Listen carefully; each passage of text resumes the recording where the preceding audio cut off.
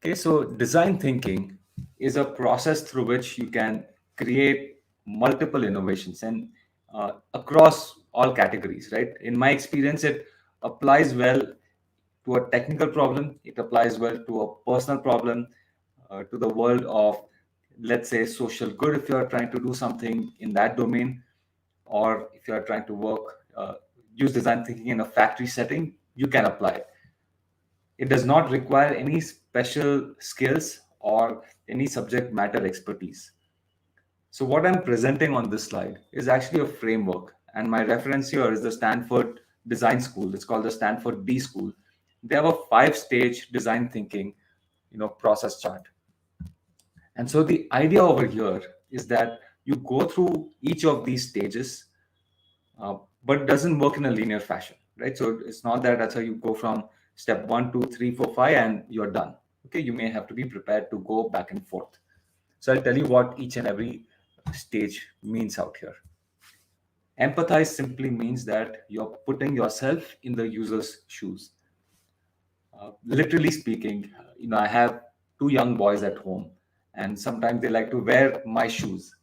What they're trying to do is walk around and sort of feel how the world appears from my large feet compared to theirs.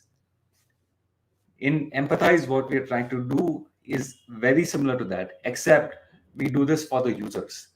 You want to solve problem for someone, right? So we want to really understand how much or how deep that problem impacts them. Like, does it really affect them in a meaningful way, or is it one of those things where it's a minor botherance and they're fine with it? And so, to truly understand Empathize, we want to understand how users do things and why they do things in a certain way. With every product or service, we have certain physical and emotional needs. So out here, I'm actually sitting on my kids' table, and they have these sketch pens. And if you ask me to use these sketch pens, I will not be able to, because they are so small in size. Sorry, uh, right? But for them, it's perfect, right? It fits well in their hands. So there is a physical emotional need which I will not be able to express with this product, but with them, the physical dimensions make sense, and they are happy when they are working with them. So there is an emotional aspect to things also. Then you understand what is meaningful to your customers, right? That is it the range of colors for these pens that they want? Is it that it should last for a long time? They drop these things so many times in a day. So is it robustness or sturdiness? So we want to understand how different things mean and their importance to our users. How do you get there? You get there by observing them. You watch them use your product. You try to shadow them, sit next to them if possible, engage them in conversations where you are trying to sort of have a relaxed conversation over a cup of coffee or tea, where you're more comfortable sharing deeper things. And of course, you can really record them to as they use your product or service. The next stage in design thinking is called as define. So think of the empathize stage as where you collected a large data bank. Okay, so you had these many observations, and from those many observations, you want to understand what the trends are. Are there common themes which are recurring? So you're narrowing the space to get to an actionable problem statement. So once you infer the patterns from the study, you want to draft what is called as a need statement, that our product should need something like this. So if I'm innovating for the sketch pen for children, I'd be like, how do I design sketch pens which are, and let's say I'm focused on the the ergonomics of this thing. Be like, okay, how do I make sure that kids are able to use the sketch pens without dropping them? Okay, so I'm putting a need, that the need should be that they should not be able to drop it so easily. So I'm inferring to, or I'm referring to the grip of the pen, right? It should be good enough, or the look and feel should be such that they're able to grasp it well. So I'm narrowing the space. I'm not saying that I want the colors to be shinier. I'm not adding any of those features. I'm going on a very specific problem statement. Now, once I've defined a problem statement, we have to solve it. And we don't just come up with one solution. We generate as many solutions as possible. So this requires you take your understanding of that problem, you add your imagination to it. And not just your imagination, the imagination of a group. So think of how conversations go when you're with your friends. Everyone has a different personality. Everyone suggests wild ideas. If you ask someone, what shall we do this weekend? You'll get so many suggestions. That's what brainstorming is. You get all these perspectives and you encourage wild ideas, right? Some things might be too expensive, some things may not be realistic. You're like, it's not ready today. This technology will be there maybe 10 years from now. It doesn't matter. You encourage every single idea that comes about in these brainstorming sessions. And the best way to encourage such wild ideas is to defer judgment. Far too often when someone tells you an idea, our tendency is to give our response to it that I love the idea. But we are far more prompt to respond when we don't like something.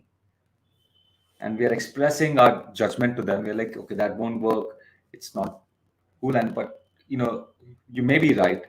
But what that's doing is it's killing the innovation engine, right? It's sort of adding large speed breakers, and over time you will see the ideas drown out. So we will add our judgment to the mix, just not in the ideation stage.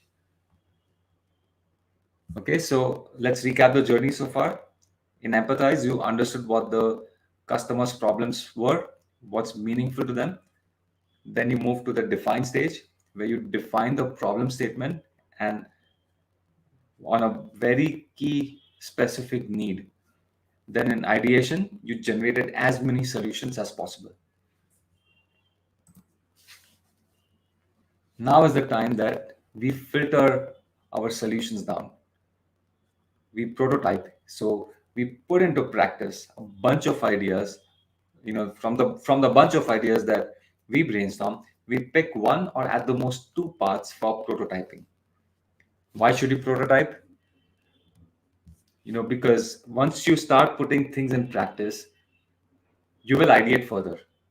Right? That I might say that, okay, I'm going to make the grip of this pen, for example, with a very thick foam, and it might make sense on the whiteboard. But once I start putting foam on this page, I'm like, okay, it's too squishy. It may not work, right? So I'll be ideating further. I'll be problem solving it further, and I might have to work on the different firmness or softness of the materials I'm putting out here. Once I do that thing, if I'm prototyping with a team, my team is going to start providing their inputs to it, right? So we'll start conversations, and there'll be things which will not work, and we'll throw them away as fast as we can. So you want to fail fast so that you can test as many possibilities as you can. Okay, so the idea behind prototyping is that you do it fast and you do it cheap. Then the final stage of the design thinking cycle is that you solicit feedback from your customers. So this is the test phase, and you don't go to every customer. You go to those customers who are going to be friendly to you and who will give you quality feedback. They care for you. So their feedback will be the one that you think is worth acting on. And why do you want their feedback? Because it allows you to validate your point of view. So the example I started with is I want to make pens that have a better grip so that the kids cannot drop them. So if I am creating some mock-ups, I want to validate, if that assumption really is true, and if they really are comfortable using it, are they dropping it? Are they using this thing more and more often compared to the regular crayons or sketch pens that they might be using? And based on what I observe and based on what they tell me, I know what to iterate next. And this is also where you want to sort of be humble and say that I assumed wrong things. I inferred wrong patterns from the data, and I might have to go back to the drawing board. So, this is the design thinking cycle, and it starts from empathy, where you understand the users, Then you define a single problem statement. In Ideate, you come up with as many solutions as you can around that problem statement. In Prototype, you take one or two of those ideas that you brainstorm, you put one or two of those into practice. And in Test, you solicit customer feedback. It's very rare that you do this cycle once and you're through, meaning after the test phase, you go straight into production. That rarely happens. You may have to iterate, and your iteration can sometimes be one or two stages behind, or it can, in worst case, take you back to the drawing board that let me look at the data which I gathered on the customer's observations. Okay, so be prepared for that.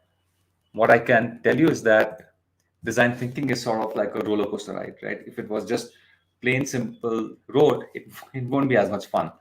But if it takes you through these ups and downs, uh, you know, you end up learning a lot. And most importantly, you come up with innovations that people enjoy. You create these wow experiences that makes them coming back again and again for your product. Okay, so I have some questions which have been coming in.